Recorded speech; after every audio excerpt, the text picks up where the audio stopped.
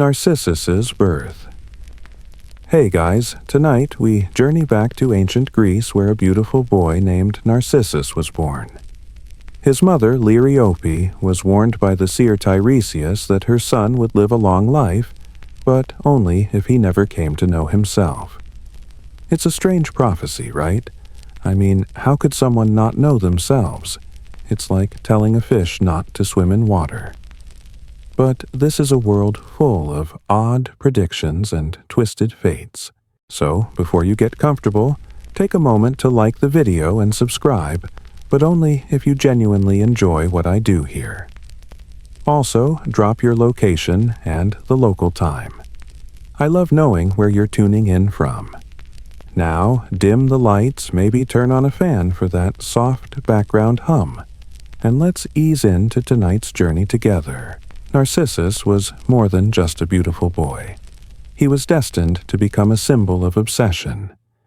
His features were so striking that they captivated everyone around him, but he was untouchable, unreachable. The gods themselves took notice of his beauty, but none were quite as affected by it as Narcissus himself. Born to a nymph and a river god, his beauty was a gift, but also a curse. He was destined to never know love, at least not in the way others might, because the universe had a plan in mind. A plan so cruel it would reshape the very core of who he was.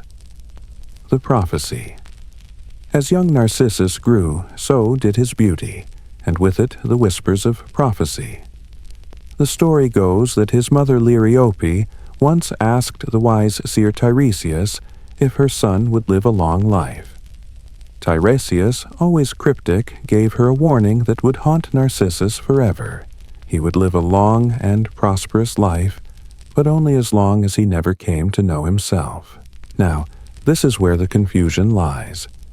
I mean, how do you not know yourself, right? We all look in the mirror 100 times a day. We're constantly told who we are and what we look like. But the gods, they have a different sense of timing and understanding. The prophecy was no simple riddle, it was a curse. The kind that sits in the background quietly manipulating everything you do.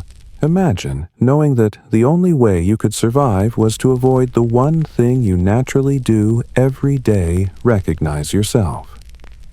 The gods do love their little games, don't they? Historians still argue about what this prophecy really meant. Was it a warning about the dangers of excessive self-love, or something deeper perhaps, about the vanity we all carry in our hearts? Narcissus was never the kind to listen to warnings. He couldn't help but see the world through the lens of his own beauty. He was destined to fulfill the prophecy whether he liked it or not. Echo's love. The gods were never satisfied with simply creating beauty. They also loved watching it get tangled in their divine games. And so Narcissus became the object of affection for many, but none more heartbroken than Echo, a mountain nymph. Echo had been cursed by Hera, the queen of the gods, to only repeat the last words spoken to her, a cruel punishment for prattling on when Hera needed her silence. She was unable to express her own thoughts, only to echo others' words back at them. When Echo saw Narcissus, she fell deeply in love with him. She watched him as he roamed the forests and streams, completely unaware of the hearts he was breaking. But Echo, poor Echo, was too shy to express her feelings directly. She could only repeat what Narcissus said. So, one day, as Narcissus wandered alone, Echo, desperate for some form of communication, called out to him, "Wait, wait for me." Narcissus, hearing the voice but not seeing its owner, responded with, "Who's there?" Echo, of course, could only repeat his words, "Who's there?" And this back and forth continued for some time. Echo, her heart pounding with each word, longed for more. She had fallen for Narcissus, but it wasn't enough. Her love was silent, her words hollow echoes of the love she couldn't express. Historians still debate whether Echo's curse was a punishment, or a reflection of the way we often love without being able to communicate our feelings. Some believe it's a metaphor for the way some people love in silence, not daring to speak their hearts, while others see it as a reminder of how unreciprocated love can leave a mark. Regardless, Echo's love was doomed from the start. But she couldn't see that. She just continued echoing back his words, watching him from afar. The gods' games. The gods never missed an opportunity to stir the pot, especially when it came to human affairs. Narcissus's beauty didn't escape their notice. He was the talk of Mount Olympus, a subject of both admiration and envy. Some gods were enchanted by him, while others saw him as nothing more than a plaything for their amusement. But it wasn't just his looks that fascinated the gods. It was his indifference to love, to the affection of others, that made him a curiosity. One such god, Nemesis, the goddess of retribution, decided it was time for Narcissus to learn a lesson. After watching him reject the many suitors who tried to win his affection, both nymphs and mortals alike, Nemesis devised a plan. She lured Narcissus to a quiet, secluded pool, hoping that the boy would come to face the reality of his own heart. For Narcissus, the idea of falling in love with anyone but himself was absurd. The gods knew this. They had seen his self-obsession from the very beginning. So they set the stage for his downfall, and it began with a simple reflection. Historians still debate whether the gods' intervention was purely out of spite, or if it was a lesson in the dangers of self-absorption. Was this just another example of divine mischief? Or was it the gods' way of teaching Narcissus that true love cannot exist without giving a part of yourself to others? It's hard to say. But whatever their motivation, the gods' games were set in motion, and Narcissus was about to fall victim to his own vanity in the cruelest way possible. The first encounter. As the sun dipped lower in the sky, Narcissus wandered through the forest, lost in the quiet peace that only nature could provide. The birds had stopped singing, the wind had quieted, and the trees whispered secrets only they knew. It was in this serene silence that he stumbled upon the shimmering pool, its surface like glass, a mirror reflecting the sky above. But something was different this time. It wasn't just the ordinary reflection of trees and sky, but a figure that caught his attention. Narcissus leaned closer to the water, entranced by the image staring back at him. It was him, but it wasn't. The reflection was too perfect, too still. It was the most beautiful thing he had ever seen, and for a moment he didn't understand. How could anyone be so perfect? His own gaze became fixated. He couldn't look away. This was a beauty that was more than just skin-deep, something that captured the very essence of who he was. He was lost, as if the pool itself held him captive with its flawless reflection. This moment marked the beginning of Narcissus's undoing. He had always admired his own appearance in passing glances, but now seeing his reflection so clearly, he felt something stir within him, something deeper, something that he couldn't explain. He was captivated. He wasn't just admiring his beauty, he was falling in love with it. And love for Narcissus had always been about self-adoration. Historians still argue about whether this moment was inevitable. Could Narcissus have ever resisted? Was he fated to fall in love with his own reflection, or was this the result of his own vanity? What we do know is that the stage was set. Narcissus had found what he believed was the most perfect form of love. It was his and his alone. The mirror's gift. Narcissus could not tear himself away from the water. He leaned closer, his eyes never leaving the reflection that stared back at him. The longer he gazed, the more enchanted he became. It was as if the pool itself had become a portal into a world where he was the center of everything. He could see the slightest movements of his own features, his lips curving ever so slightly, his eyes deep and full of mystery. He had never noticed how striking his own gaze was. He had never felt this kind of affection for anyone, let alone himself. This was the moment of his undoing. Historians often note how mirrors, whether literal or metaphorical, can serve as powerful symbols. In this case, the mirror-like surface of the pool became Narcissus' obsession. He had always thought he was beautiful, but he never truly saw himself until now. The reflection in the water wasn't just a reflection, it was a gift, an invitation to love and lose himself in the very essence of his being. But it was also a curse. The moment he locked eyes with his reflection, time stopped. He was drawn in deeper and deeper, forgetting everything around him. His hunger, his thirst, even the passing of time. The more he looked, the more he became convinced that this was love. How could anyone love him more than he loved himself? It seemed impossible. Narcissus, once so indifferent to the world around him, had now fallen for the only thing that had always been there, his own image. Historians and philosophers still debate the nature of Narcissus's love. Was it pure self-love, a desire to understand and connect with the self, or was it a sign of deeper emptiness? Could Narcissus have ever known true love outside of himself? Or was he trapped by the very beauty that made him so alluring? Some argue that his fixation was a sign of his inner loneliness, a deep yearning for something or someone that could never truly be found. The water's pull. As Narcissus stared deeper into the still waters, something strange began to happen. The surface of the pool, once calm and serene, seemed to respond to him. It rippled ever so slightly, as though the water itself was beckoning him in, urging him to come closer. The reflection blurred with each movement he made, but his fixation never wavered.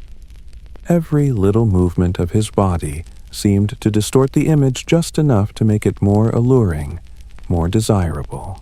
He reached out a hand, mesmerized by the perfect symmetry of his fingers stretching toward his image. But the moment he touched the surface, it rippled and fragmented as if mocking him for believing he could touch something so unattainable.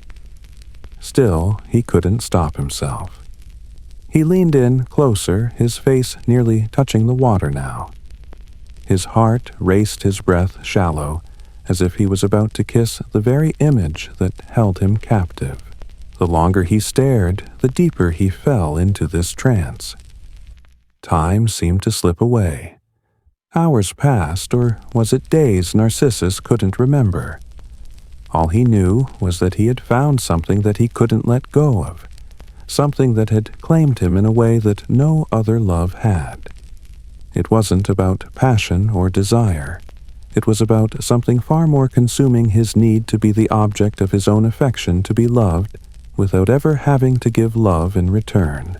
Some myths say that Narcissus cried at this moment, watching helplessly as his reflection vanished each time he tried to reach it, only to reappear as perfect as ever.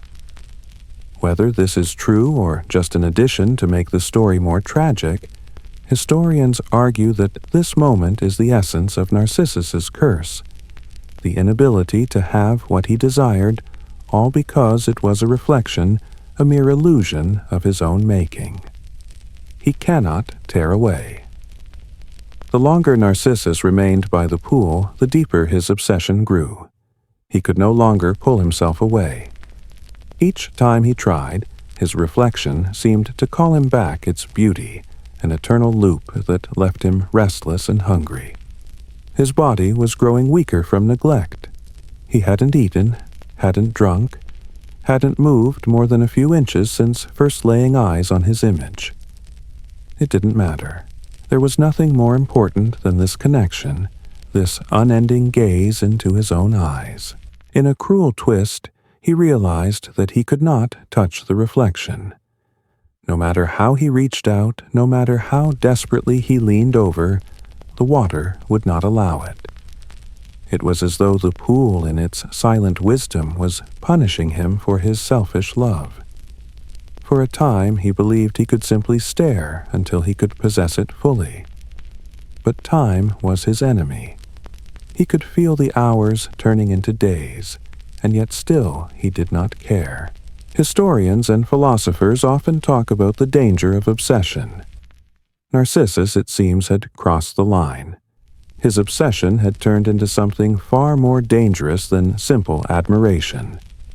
He was losing himself in the very image that had once been his pride. But he was too far gone to notice. This tragic flaw, this inability to see beyond his own reflection, would seal his fate. He couldn't understand that what he loved would never love him back. His reflection wasn't real. It couldn't be. But the power of vanity, of self-obsession, had him ensnared. As he stared, he no longer recognized the passage of time. The gods had trapped him in his own reflection, a cruel and endless cycle. He could not pull away no matter how hard he tried. He was paralyzed by his own love, helpless in the face of the one thing he could never truly have, Echo's sorrow. As Narcissus remained fixated on the shimmering surface of the pool, Echo, the nymph who had once loved him, continued to watch from afar. She had followed him for days, helpless, heartbroken, as she silently witnessed the tragedy unfold. Echo's love had always been unrequited, but this was a level of devotion she couldn't even begin to comprehend. Narcissus, so caught up in his own self-love, had no idea that Echo was there, silently echoing his every word, longing to be heard, to be seen, but never able to break the cruel silence. She watched as he leaned closer to the water, his body stiff with the strain of his obsession. She could feel the weight of his unspoken words, the yearning that hung heavy in the air. Echo had always been the one to repeat the words of others, but now she found herself trapped in an echo of her own pain. Every word Narcissus said, every sigh he let escape was a reminder of what could never be. She would never be able to tell him how much she loved him, how much she longed for him. Instead, she could only repeat his words back to him like a ghost, as though her existence was nothing but a shadow of his. Historians still debate the significance of Echo in this myth. Was she merely a victim of her curse, or did her love symbolize something greater? Perhaps it's a reminder of the silent, unseen love that many feel yet cannot express. Echo's sorrowful existence is one of unspoken love, unrequited and ignored. Yet, even in her silent suffering, she remains loyal to Narcissus, never asking for anything in return. The gods may have cursed Echo to repeat words, but it was Narcissus who had cursed her heart. She would always be the reflection, the shadow of someone who could never love her back. And in that silence, her love became as trapped as his, forever echoed, but never returned. The descent into madness. The days began to blur together for Narcissus. As his body weakened, his mind became more and more consumed with the image in the water. The hunger gnawed at him, his thirst unquenched, but none of it mattered. His entire existence was now bound to the pool. His love for his own reflection had become all-encompassing, and he couldn't remember why he had ever needed anything else. Historians still argue whether Narcissus's obsession was a form of madness or simply a tragic flaw, a cruel fate that befell someone too beautiful for their own good. Some suggest that it was the gods doing a punishment for his arrogance, while others believe that Narcissus's inability to connect with others was the true cause of his downfall. Either way, Narcissus was losing himself, and no one could stop it. The pool became his world. He no longer recognized his physical self, the hunger and thirst that plagued him. His reflection was all that mattered now, his self-love consuming every thought, every breath. He had fallen into the trap of vanity so deep that he couldn't escape. As he stared into the water, time passed in the blink of an eye. Narcissus wasn't just staring at his reflection anymore, he was becoming it. There was nothing left of the person he had once been. As his obsession grew, Narcissus began to slip further into madness. The voices around him, Echo's silent pleas, the distant cries of other nymphs who loved him, became nothing more than whispers in the background. He could no longer hear them. He could no longer care. His reality was now confined to that moment, to that water, to that reflection. The gods had succeeded in their cruel game. Narcissus was no longer capable of seeing the world for what it truly was. His love for himself had consumed him entirely, and he was drowning in it, unable to tear himself away from the reflection that held him captive. The nymph's plea. As Narcissus's obsession deepened, the nymphs who had once admired him began to grow desperate. They could see him fading away before their very eyes, wasting away at the edge of the pool, lost in a world of his own reflection. They pleaded with the gods, begging for mercy, for a way to break the curse that had bound him to the water. But the gods, indifferent to the suffering they had caused, remained silent. One by one, the nymphs approached Narcissus, calling to him, trying to rouse him from his trance. But Narcissus couldn't hear them, or if he did, he didn't care. He was beyond reach, trapped in the allure of his own reflection. His beauty, once admired by many, had become his prison. The nymphs wept for him, but their cries went unanswered. Historians still debate whether the gods were simply cruel, enjoying the suffering they caused, or if they were teaching a lesson in the dangers of self-obsession. Some argue that the gods' intervention was a warning about the price of vanity, about how easy it is to lose oneself in the pursuit of beauty and self-love. Others suggest that it was a reflection of human nature, how we can become so caught up in our own desires and reflections that we forget the world around us and the people who care about us. In the end, the nymphs' pleas were in vain. Narcissus could not be saved. He had been consumed by his own image, unable to pull away from the very thing that had once seemed so perfect, so alluring.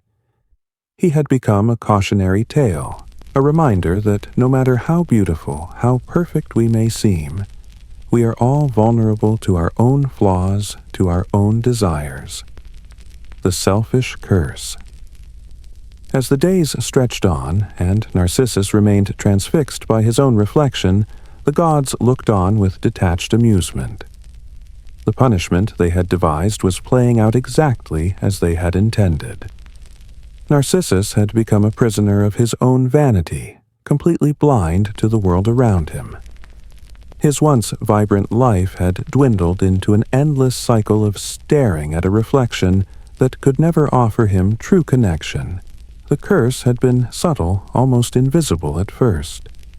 At first, Narcissus had simply admired his beauty in passing glances, casually appreciating his form as others might. But as the days passed by the pool, something darker began to emerge. He stopped caring about the world he had once known, the people who had loved him, the adventures he had sought out. Now only his image mattered. And in that moment he realized that nothing outside of his own gaze could compare to the perfection he saw in himself. Historians still debate whether the curse was an ironic punishment for Narcissus's lack of empathy or a consequence of his selfish nature. Was he being punished for not loving others, or was he simply unable to see beyond his own beauty? Narcissus had rejected everyone, Echo the nymphs, and even the divine love the gods had sent him. But he had failed to realize that love wasn't just about admiration. It was about connection, about giving as much as receiving. He was drowning in a sea of his own reflection. Narcissus had found no solace in his own image, and now he could not escape it. His refusal to acknowledge the world around him, his inability to love anything or anyone but himself, had sealed his fate. The gods, with all their power and malice, had orchestrated his downfall, not by force, but by showing him the very thing he had taken for granted, the power of connection. The moment of realization. As the sun continued its slow descent over the horizon, Narcissus sat on the edge of the pool, completely still, his gaze unwavering from the shimmering surface before him. The reflection that had once been a simple indulgence had now taken on an almost sacred quality.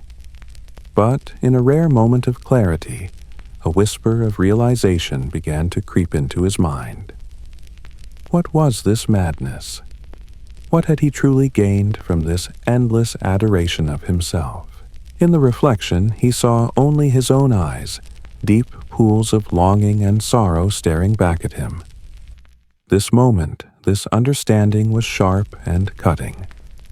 Narcissus realized that he could never possess what he saw before him. The figure in the water, the beautiful, alluring image, was a mirage, an illusion. The realization hit him like a thunderclap. He could never truly love what he could never touch. What he had loved so dearly, his own image, was not real. It was an unreachable fantasy. Historians often note that this moment of realization marks the turning point in Narcissus's fate. Was it too late? Could he have pulled himself away from the water, away from the trance, had he realized this sooner? Some suggest that it was this moment of understanding that sealed his doom, the truth that he had wasted his life chasing after something that was never meant to be. But, like all tragic heroes, Narcissus could not escape his own fate. The gods' cruel game had worked. He had fallen in love with an illusion, a mere reflection, and now he was paying the price for it. His self-love had become his prison, his doom. There was no way to undo the damage, no way to reverse the curse. Narcissus was trapped, staring at the reflection of a love that could never be returned. His fate was sealed, and he would never be able to break free from it. The staring contest. The struggle within Narcissus was silent but fierce. It was as if he were locked in a staring contest with himself, and neither side could look away. Every moment he spent by the water, caught in the eternal reflection, felt like an endless cycle, a battle that could not be won. The longer he stared, the more his features seemed to distort, as if mocking him for his obsessive longing. His once vibrant skin had paled, and his eyes, though still deep and captivating, now held an expression of desperation. His beauty, once a source of pride, had become a source of agony. Narcissus could no longer deny the cruel irony of his fate. The thing he had admired most, his own image, was the very thing that had ensnared him. He had not found the peace or love he expected. Instead, he found only endless yearning, a longing for something he could never possess. The pool, once serene, now felt like a prison, its still waters reflecting the futile struggle of his heart. The gods had played their part, but it was Narcissus who had allowed himself to fall into the trap. He had crossed a line that blurred the distinction between self-love and self-destruction. The more he stared, the deeper he sank into this internal battle. His desire to possess his own reflection became a metaphor for the way we can all become prisoners to our own desires, to the things we think we want the most. Narcissus's story wasn't just a cautionary tale about vanity. It was about obsession, about the dangers of losing oneself in a pursuit of perfection that can never be attained. Historians still argue whether Narcissus's end was inevitable. Could he have stopped himself, or was this his fate from the beginning? Was he doomed by his own vanity, or was he simply too human to see that love, true love, requires the presence of another, not just a mirror to reflect back what we think we want? Life outside the pool. As Narcissus grew weaker, the world around him continued unaffected by his obsessive gaze. The birds sang their songs, the trees swayed with the breeze, and the sun rose and set without hesitation. Yet, for Narcissus, time had stopped. The world outside the pool, once so vibrant, now seemed irrelevant. His attention was entirely consumed by the image before him, a mirror of beauty that could never embrace him back. While Narcissus remained fixated on his reflection, life moved on. The other nymphs who had once admired him had long since moved away, their hearts broken, their affections unrequited. The mortals who had fallen in love with him, unable to compete with his self-absorption, had moved on to other loves. The world had continued, but Narcissus was stuck in a moment that would never change. This contrast between the life that continued to unfold outside the pool and the stillness that Narcissus had trapped himself in serves as a poignant reminder of how obsession can isolate us. The world goes on even when we are caught in our own self-made prisons. Narcissus had become a living example of how easy it is to lose touch with reality when we become consumed by our own desires. His inability to look beyond the surface of his own reflection had left him isolated, while the world continued its march forward, oblivious to his fate. Historians often reflect on how Narcissus's inability to break free from his own image mirrors the way many of us can become consumed by our own concerns. Whether it's fame, appearance, or success, it's easy to lose sight of the bigger picture when we focus too much on ourselves. Narcissus's world had shrunk to nothing but the reflection in the water, and in doing so he had shut himself off from everything else. The lost potential. As Narcissus sat by the pool, slowly withering away, a tragic thought began to cross his mind. What had he accomplished in all his years? He had been admired by all, desired by many. Yet he had given nothing in return. He had been a symbol of beauty, but he had never known true connection. He had lived his life in pursuit of admiration, but had he ever truly lived? Narcissus could no longer deny the weight of his wasted potential. He had been gifted with beauty beyond measure, yet he had failed to use it to connect with others, to build relationships, to create something meaningful. Instead, he had turned inward, obsessed with his own image. And now, as he stared at his reflection, a cold realization settled in. He had missed out on the richness of life, on the joy of real reciprocal love. Historians still debate whether Narcissus truly understood what he had lost. Was this moment of reflection an awakening, or simply the final fading of a life consumed by self-obsession? Perhaps it was too late for him to grasp the full scope of his potential. But it was clear that he had been trapped by his own vanity. He had never sought to truly know another person, and now, at the end of his life, he could only mourn the love he never gave, and the connections he never formed. Narcissus had been given everything: beauty, admiration, fame. But he had squandered it all by focusing only on himself. His life had been a tragic missed opportunity, a warning about the dangers of excessive self-love. In the end, he was left alone, staring into a reflection of what could have been, but would never be. The tragic symbol. As Narcissus's life dwindled away, the gods looked down on him with a mix of satisfaction and indifference. His story would live on not as a story of beauty and grace, but as a timeless warning. Narcissus had become a symbol, one that would resonate throughout history, a reminder of the dangers of vanity obsession and the inability to connect with others. His tragic end was not just about a love lost, but about a life lost in pursuit of something unattainable. Narcissus's story would be told again and again, passed down through generations as a cautionary tale. His name became synonymous with self-obsession, and the concept of narcissism, the unhealthy fixation on oneself, was born from his myth. In every retelling, his fate became more tragic, more poignant. The gods had set the stage, but it was Narcissus himself who had walked into the trap, captivated by his own reflection, unable to see beyond it. Historians still debate the true meaning of his myth. Was Narcissus merely a victim of his beauty, or was he a reflection of something much darker within the human psyche? Some see him as a symbol of the dangers of excessive self-love, while others view him as a tragic figure who failed to recognize the beauty and connection that lay beyond himself. Whatever the interpretation, Narcissus had become more than just a myth. He had become a mirror through which humanity could examine its own flaws.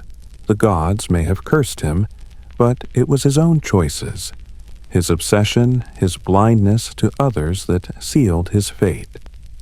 Narcissus was forever enshrined not just as a victim of the gods, but as a reminder of how easy it is to lose ourselves when we become too fixated on our own image. The flower's birth. As Narcissus's body finally succumbed to the effects of his obsession, something remarkable happened.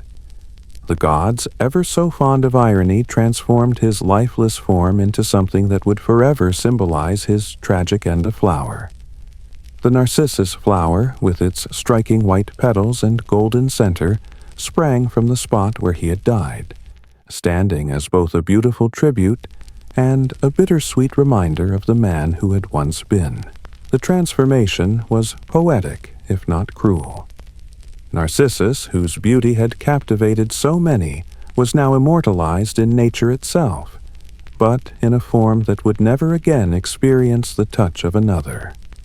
The flower that bore his name would bloom each year, its beauty admired by all but never touched. It grew only for itself, a reflection of the narcissistic love Narcissus had carried throughout his life. It was a flower that stood alone, unable to share its beauty with the world. Historians often remark on the symbolism of Narcissus's transformation. The flower, like the man, was beautiful and alluring, yet it was forever separated from the world around it. It became a symbol not just of vanity, but of isolation, of the beauty that exists in solitude, but cannot connect. The narcissus flower would bloom year after year, but it would never be able to enjoy the company of other flowers, never able to share its beauty in the way that true love allows. In this transformation, Narcissus's fate was sealed.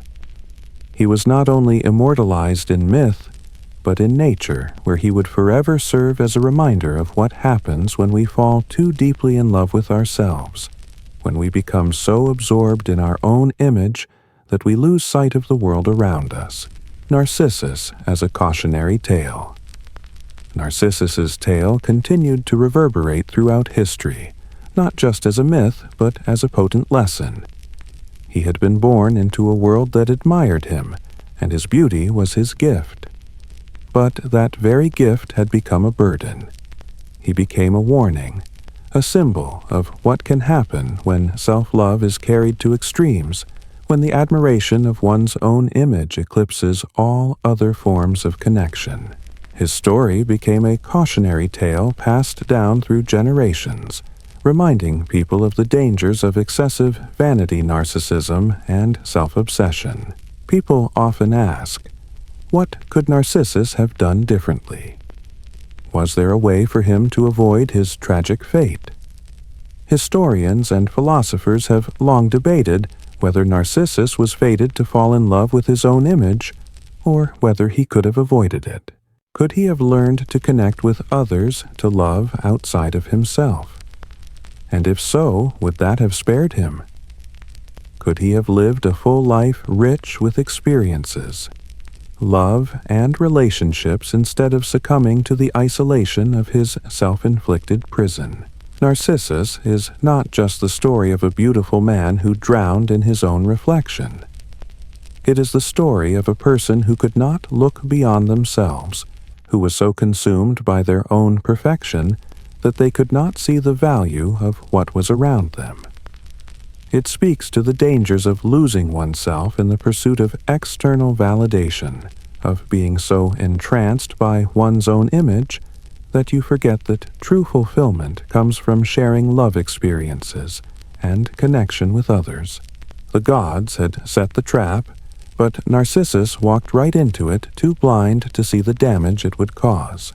As we reflect on his story, we can see that the lesson of Narcissus is one that remains just as relevant today. With the rise of social media selfies and an ever-growing culture of self-promotion, we are all at risk of becoming too caught up in our own reflections, too obsessed with the image we project to the world. Narcissus serves as a reminder that true happiness and connection cannot come from the mirror. They must come from the heart, from a willingness to look beyond ourselves and truly engage with the world around us, the reflection of humanity. Narcissus's myth continues to serve as a mirror reflecting not just the dangers of vanity, but the deeper truths of human nature.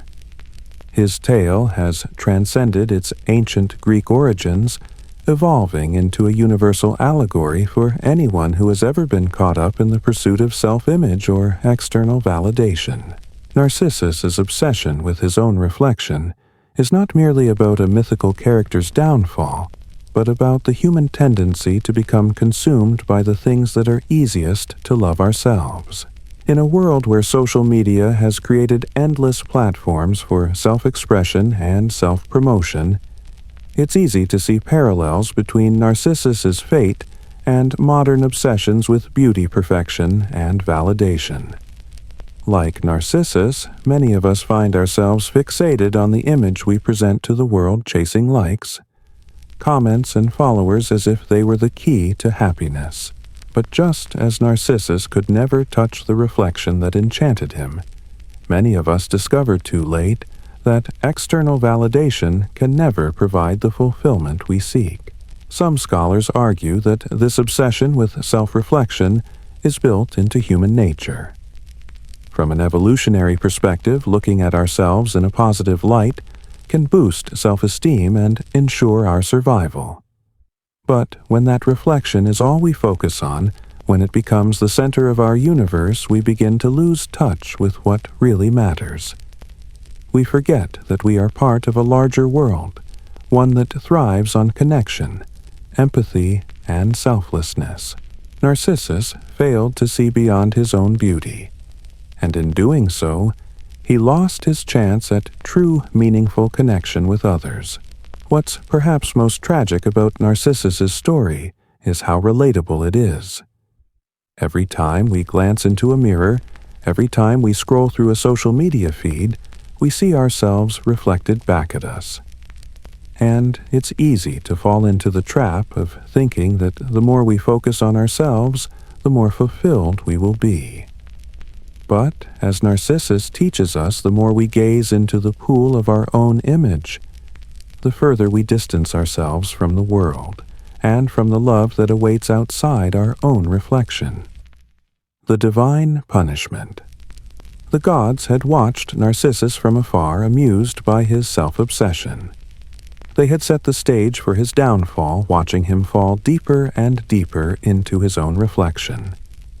And when they saw how far he had gone, how he could not tear himself away, they decided to seal his fate. Narcissus's punishment was not just for his vanity, but for his complete disregard of the world around him. The gods had given him beauty, they had given him admiration, but he had chosen to love only himself. This divine punishment was not one of direct retribution, but a reflection of the consequences of his choices. Narcissus had been given everything, the very thing that most people long for, and yet he rejected all others, focusing only on his image. The gods' cruelty lay not in the way they punished him, but in how they made him a permanent symbol of his own flaw. His isolation and eventual transformation into a flower were his consequences, a divine irony that would continue to haunt his name for eternity. Historians and philosophers have long debated whether Narcissus's punishment was just. Was he merely a victim of the gods' whims, or did he bring his fate upon himself through his own actions? Some suggest that Narcissus's flaw was not his vanity, but his inability to recognize the existence of others outside of himself. The gods may have seen in him a reflection of a greater moral lesson, the importance of balance between self-love and the love we offer to others. For Narcissus, the gods' punishment was the ultimate expression of this lesson, forcing him to confront the emptiness that comes when one is consumed by the self. This divine intervention also serves as a reminder that sometimes the universe or fate does not need to actively punish us for our mistakes. It simply shows us the consequences of our own choices. Narcissus had ignored every warning, every plea from others, and now he faced the ultimate price: eternal solitude forever, stuck in a cycle of self-love that could never lead to anything real. Echo's return. Though Narcissus's fate was sealed, the tragic nymph, Echo's story did not end with his. For Echo, the pain of unrequited love did not vanish with Narcissus's transformation. She remained trapped in her curse, destined to repeat the last words spoken to her, unable to voice her own feelings. She had fallen in love with Narcissus, and though she could never speak her heart to him, she could at least express her grief in her own way. But now, with Narcissus lost to the pool, Echo was left in a state of unbearable sorrow. Her love, like his, had no resolution. She had loved him in silence, and he had never known. Legend has it that Echo's fate mirrored that of Narcissus in one very profound way. She faded away in her grief, wasting away until she was nothing but a whisper in the mountains, her voice the only remaining trace of the love she had carried. It is said that her spirit resides in the echoes that bounce off mountains and across quiet valleys. When we hear a voice calling back to us from the distance, we hear the faint remnants of Echo's heartbroken cries. Historians and philosophers often reflect on the parallel between Narcissus and Echo. While Narcissus's punishment was his eternal self-absorption, Echo's was her silence, her inability to communicate her love, her pain, her very being. Together, they embody the two sides of the same coin, the inability to love and the inability to be loved. Echo's tragic fate serves as a reminder of how unspoken feelings and the rejection of love can, in their own way, be just as isolating and destructive as Narcissus's self-inflicted exile. Echo, though she had never spoken her true feelings to Narcissus, was bound by a deep, consuming love. Her silence, her endless repetition of his words, was both her expression of affection and her prison. She could only love from afar, and it drove her to the edge of madness. This is what makes Echo's story just as tragic as Narcissus, the love that can never be spoken, the feelings that can never be expressed. In many ways, she was as imprisoned by love as he was by his reflection. The nature of desire. As Narcissus continued to fade away by the pool, consumed by the reflection that could never embrace him, and Echo remained in her silent anguish, a profound question lingered in the air. What is the true nature of desire? Both of these tragic figures longed for something unattainable. Narcissus for the perfect love he could see in his own reflection, and Echo for the man she loved, whose heart she could never reach. Desire, as seen in their stories, was not simply the craving for something physical or even emotional. It was an overwhelming force that could possess the soul, drowning all reason and logic in its wake. Historians still debate the essence of Narcissus's and Echo's desires. Was Narcissus's love purely self-centered, or was he too yearning for something deeper? Some say that Narcissus was not just in love with his reflection, but with the idea of perfection, the idealized self that could exist in a world that he controlled. Perhaps his desire was not for the image itself, but for a reality where everything was as he imagined it to be. In this way, Narcissus embodies the dangerous allure of desire, the belief that fulfillment can be found in a perfect, unattainable vision. Echo, on the other hand, longed not for an idealized version of someone else, but for the simple act of being heard, being seen. She wanted to be acknowledged by Narcissus to express her love without limitation, but her curse bound her to repeat his words unable to communicate her true feelings. Her desire was for connection, but she could never break the chain of her own silence. The stories of Narcissus and Echo teach us that desire, while a powerful motivator, can often blind us to reality. When we crave something too much, we may lose sight of what we already have, or what is within our reach. Narcissus was so consumed by the illusion of his own beauty that he could not see the real world around him, while Echo was so trapped by her inability to express herself that she could not grasp the love she could have received. Both were prisoners of their own desires, their longings so intense that they could not break free from them. Desire, in its purest form, is neither good nor evil. It simply is.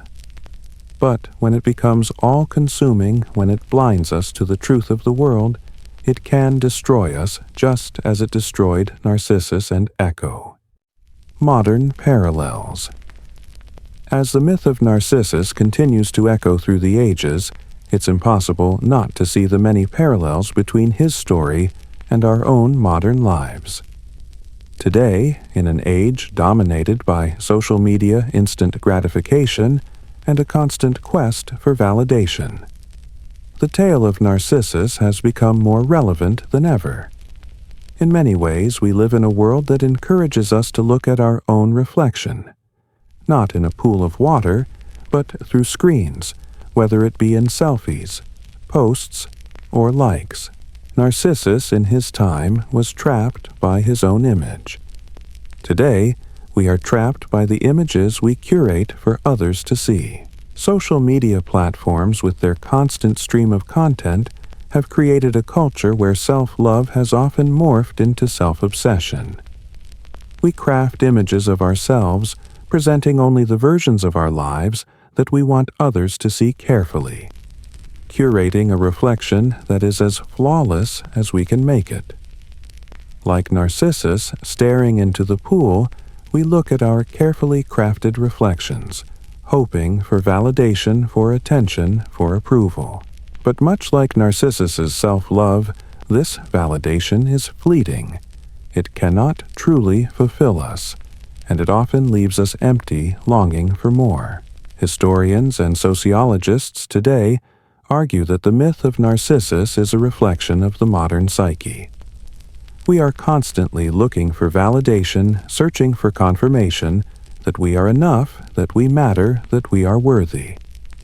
But, like Narcissus, many of us forget the deeper meaning of life, the importance of connection and real relationships. We become so fixated on the image we present to the world that we lose sight of who we really are, who we are capable of becoming. Narcissus's story, when viewed through the lens of modern life, serves as a warning against the dangers of seeking validation through external sources. But it's not just about social media. The story of Narcissus touches on something more universal, the desire for perfection. In our culture, perfection is often celebrated, whether it's in physical appearance, professional success, or even the way we present our personal lives. But perfection is a myth. Just as Narcissus could never possess his own reflection, we too can never attain the flawless image we so often seek. And in chasing that image, we risk losing ourselves as Narcissus did. The story of Narcissus is a timeless one, and it serves as a reminder that true fulfillment comes not from our reflection in the eyes of others or the screens we gaze into, but from the connections we make, the love we give, and the authenticity we bring to the world. The search for self-understanding. Narcissus's ultimate tragedy was not just that he loved his reflection, but that he never truly understood himself. He mistook admiration for love, and in doing so he denied himself the deeper connection that could have given his life meaning. His love was self-centered, yes, but it was also a desperate search for understanding. He wanted to know who he was, to find some deeper meaning in his own existence. But in focusing so intently on his external image, he failed to explore the true nature of his soul. This search for self-understanding, while a noble quest in itself, is often overshadowed by our obsession with outward appearances. Narcissus sought to understand himself through his reflection, but the reflection was a false representation, a surface-level version of himself. It wasn't until he had already been consumed by it that he realized the reflection could never offer him the answers he sought. What he failed to see is that true self-understanding doesn't come from looking into mirrors or screens, but from looking inward, examining our desires, our motivations, and the way we relate to the world and others. In modern life, we are often encouraged to look outward for validation and understanding. Social media is designed to encourage self-exploration, but often in shallow ways.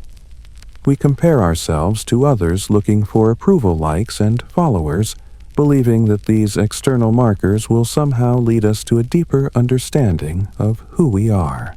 But like Narcissus, we can easily fall into the trap of seeking self-understanding through external validation, not realizing that this will only lead to emptiness. True self-understanding requires reflection, yes, but not the kind that keeps us obsessed with our own image.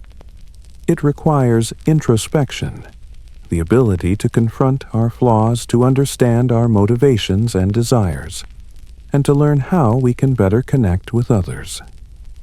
Narcissus could have found peace and clarity if he had stepped away from the pool and faced the world beyond his reflection. But instead, he became a prisoner of his own self-image, and in the process he missed the opportunity to truly know himself. The search for self-understanding is universal, and it's something we all must engage in, but it's important to remember that it cannot be found in shallow places. We must look beyond the surface, beyond the reflection in the mirror or the screen, and seek something deeper. Only then can we truly begin to understand who we are and what truly fulfills us. Psychological reflections. In the aftermath of Narcissus' obsession with his reflection, the psychological implications of his fate become ever more apparent. His story has been examined through the lens of modern psychology, where experts often compare his behavior to traits observed in those suffering from narcissistic personality disorder, NPD. While we can't diagnose Narcissus in the literal sense, his fixation with himself is strikingly similar to the characteristics of NPD, an exaggerated sense of self-importance, an overwhelming need for admiration, and a lack of empathy for others. Narcissus's behavior, however, also highlights a deeper psychological dilemma that many people face: an inability to understand the true nature of love and connection. The psychological toll of self-obsession isn't merely a consequence of vanity. It's a byproduct of a fundamental misunderstanding about relationships. Narcissus loved the idea of being loved, but he never learned to love others or, most tragically, himself in a way that transcended superficial admiration. His love was self-serving, and his inability to step outside of it led to his eventual destruction. Psychologists often speak of the mirror stage in human development, a term first coined by Jacques Lacan. This stage describes the moment a child first recognizes themselves in a mirror and begins to form a sense of identity. While this is a crucial part of self-development, Lacan also warns that becoming overly fixated on the mirror image can stunt emotional growth. Narcissus's obsession with his reflection mirrors this psychological trap where one's identity becomes overly tied to external validation. He could no longer distinguish between the person he truly was and the image he saw, and this blurring of self-identity is a common pitfall in modern life. Narcissism, in its extreme form, is often seen as a defense mechanism, a way of compensating for deep-seated insecurities and fears. By inflating one's sense of self-importance and refusing to engage with others meaningfully, a person can create a facade of self-sufficiency and control. Narcissus, though outwardly perfect, was internally fragile. His beauty was not enough to protect him from the hollow loneliness that comes from neglecting the true essence of human connection. His reflection may have been flawless, but it was devoid of substance, just like the personas we often create to protect ourselves from our fears of inadequacy. Ultimately, Narcissus's story is a reminder that self-absorption is not a path to fulfillment. In seeking validation from a reflection, whether it be in a pool of water or in the eyes of others, we lose sight of who we truly are and what it means to connect with those around us. His tragic end serves as a warning. True love and emotional growth come from looking beyond the mirror, from cultivating empathy, self-compassion, and meaningful relationships with others. Philosophical musings. The story of Narcissus raises profound questions that philosophers have long pondered. Can we love ourselves too much? What is the balance between self-love and the love we give to others? Narcissus' obsession with his own image leads to his downfall, but is his love for himself truly the problem? Or is it the way he fails to connect with the world outside of himself? Philosophers from the ancient Greeks to modern thinkers have explored these ideas, attempting to understand where the line is between healthy self-regard and destructive narcissism. For the ancient Greeks, the concept of hubris or excessive pride was central to their moral philosophy. Narcissus embodies hubris in its most extreme form. His obsession with his own image was not only a failure to love others, but a failure to recognize his limitations. Narcissus was punished because he thought he was beyond the reach of others, beyond the need for connection. His beauty was a gift, but it became a burden because he could not see beyond it. This teaches us that there is a fine line between self-love and arrogance, between self-confidence and narcissism. In modern philosophical discussions, narcissism is often viewed as a defense mechanism, a way of protecting the self from feelings of inadequacy or vulnerability. Narcissus in many ways is the archetype of the modern individual who hides behind an inflated image to avoid confronting the more difficult and painful aspects of life. His refusal to engage with others to share in love and connection ultimately leads to his undoing. His reflection, though beautiful, is a mere illusion, a superficial representation of self-worth that can never fulfill the deeper needs of the human soul. Some philosophers argue that the myth of Narcissus is a meditation on the dangers of the false self. This concept refers to the persona we create to meet societal expectations or to protect ourselves from vulnerability. In Narcissus's case, his beauty became his false self, something he used to garner admiration, but which ultimately kept him from forming genuine, meaningful relationships. His fate serves as a reminder that while self-love is essential, it cannot be built on false foundations. True love, whether for oneself or for others, requires authenticity, a willingness to look beyond the surface and the ability to confront the deeper truths of who we are. Narcissus's philosophical dilemma is not merely about vanity. It's about the human struggle to find balance in the pursuit of self-love and the need for connection. It's a reminder that in the end we must not become so obsessed with our own reflection that we forget to live in the world to share our love and to embrace the imperfections that make us human. The lessons of Narcissus. What can we take away from the tragic tale of Narcissus? His story serves as a powerful lesson about the dangers of excessive self-obsession, the perils of losing touch with the world outside of ourselves, and the importance of cultivating empathy, connection, and authenticity. Narcissus, with all his beauty and allure, was doomed not because of his looks, but because he became fixated on them to the exclusion of everything else. In the end, it wasn't just his reflection that led to his downfall, it was his inability to see beyond it. The first lesson of Narcissus's story is the importance of balance. While it's vital to have self-love and confidence, it's equally important to recognize that we are not islands. True fulfillment doesn't come from being admired or perfect.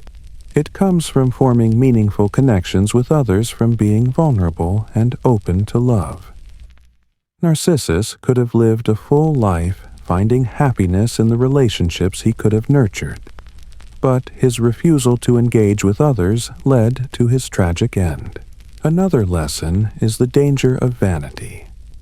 In a world that often values external appearance above all else, Narcissus reminds us that the pursuit of physical beauty, fame, or approval can be hollow if it is not balanced by inner growth and emotional depth. The moment we place too much importance on external validation, we risk becoming prisoners of our own image, much like Narcissus was trapped by his reflection. His obsession with the superficial aspects of his being ultimately left him with nothing of true value. Furthermore, Narcissus teaches us the importance of seeing beyond ourselves. It's easy to get caught up in our own world, our own image, and to forget about the people around us. But love, true love, cannot flourish in isolation. It requires us to look beyond our own desires, to recognize the needs and feelings of others, and to make room for their humanity. Narcissus was incapable of seeing anyone but himself, and that inability to see others to engage with them led to his downfall. Finally, Narcissus's story offers a reflection on the human condition. We all have moments when we struggle with self-doubt, when we yearn for admiration and love, and when we focus too much on the surface. But, like Narcissus, we must learn to embrace our imperfections and recognize that true connection comes from embracing our humanity, our flaws, our emotions, our shared experiences with others. Narcissus was trapped by an illusion, and it's only by stepping outside of ourselves, by seeing the world through the eyes of others, that we can escape the same fate. The lessons of Narcissus are timeless, as relevant today as they were in ancient Greece. His myth reminds us to seek balance, to love ourselves without becoming consumed by vanity, and to always look beyond our own reflection to find deeper, more meaningful connections with the world around us. The eternal question.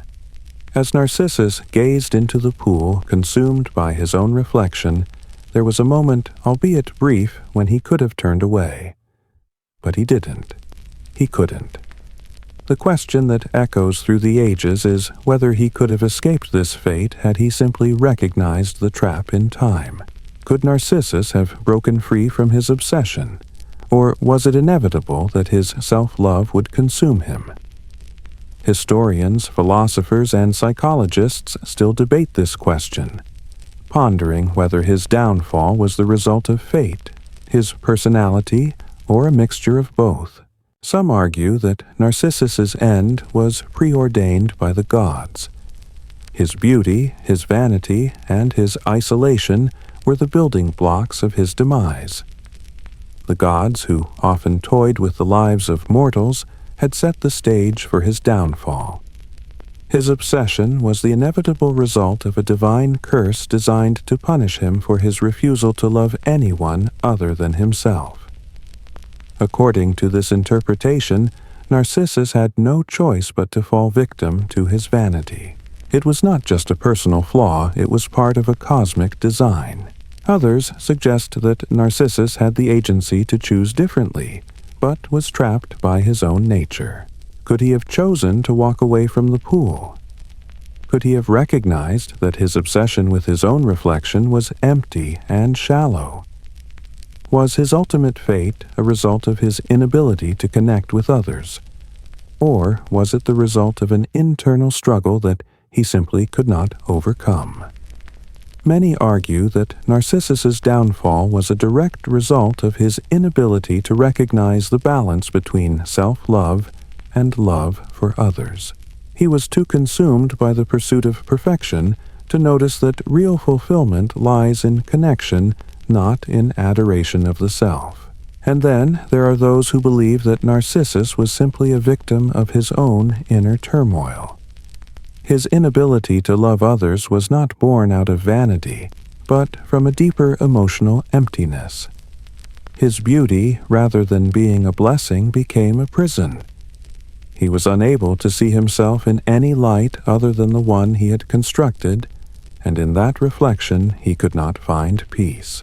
In this view, Narcissus's story is one of isolation, emotional and psychological isolation, that led him to drown in his own desires, unable to break free from the solitude of his mind.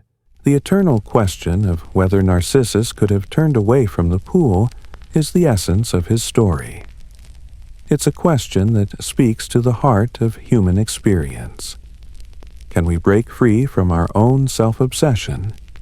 Can we escape the trap of vanity and isolation that so often accompanies our pursuit of perfection? In some ways, the question remains unanswered, for it's not just about Narcissus, it's about all of us. How often do we find ourselves trapped in our own reflections, longing for something that we can't reach, unable to look beyond our own desires to see the world around us? Perhaps the lesson of Narcissus is that the answer to this question lies within us. The choice to look beyond our own reflection to connect with the world and with others is a choice we all have to make. But just as Narcissus couldn't tear himself away from his image, we too must recognize that it takes great strength and awareness to step outside ourselves and embrace the world around us, to love others, and to let go of the illusions we create about who we are. The final whispers. As Narcissus's life ebbed away, the gods watched in silence the weight of his fate settling over the landscape. His body had withered, consumed by the all-encompassing reflection of his own image. But his story didn't end in the stillness of death. It carried on an eternal reminder of the dangers of losing oneself in vanity obsession and self-adoration. His name would live on forever, a myth passed through the ages, a story retold as a cautionary tale for those who would fall prey to the same fate. And the transformation, the delicate bloom of the narcissus flower, was the final twist of the gods' cruel irony. The once beautiful youth, forever lost in his own reflection, would now exist as a symbol blooming each year, with no one to appreciate it, as untouched and unattainable as the love he sought. In the quiet solitude that followed his death, his story found a place in the hearts of all those who encountered it. Each year, when the narcissus flowers bloomed, they whispered his name, carrying with them the silent echoes of the myth. For some, it was a reminder to examine their own reflections, to ask themselves if they too had become trapped by the pursuit of their own image, their own perfection. For others, it was a call to reach beyond themselves, to seek connection with the world around them, to recognize that true love and fulfillment do not come from the reflection in a pool, but from the relationships we build and the love we give to others. In the end, Narcissus's story is not just one of vanity and punishment, but a reflection of the human condition itself, a story that speaks to the timeless struggles we face when we seek self-love at the expense of connection with others. It is a reminder that while we all may look into mirrors, we must never forget that true fulfillment comes not from the reflection we see, but from the bonds we form with the world and people around us. Narcissus's final resting place, the pool in which he once drowned, remained still. And as his story continued to echo through the ages, his tale lived on in the hearts of those who had learned the lessons his fate had taught. For in his reflection, they saw not just the dangers of excessive self-love, but the fragility of life itself. A reminder that we must look beyond the surface to see what lies beneath to truly live.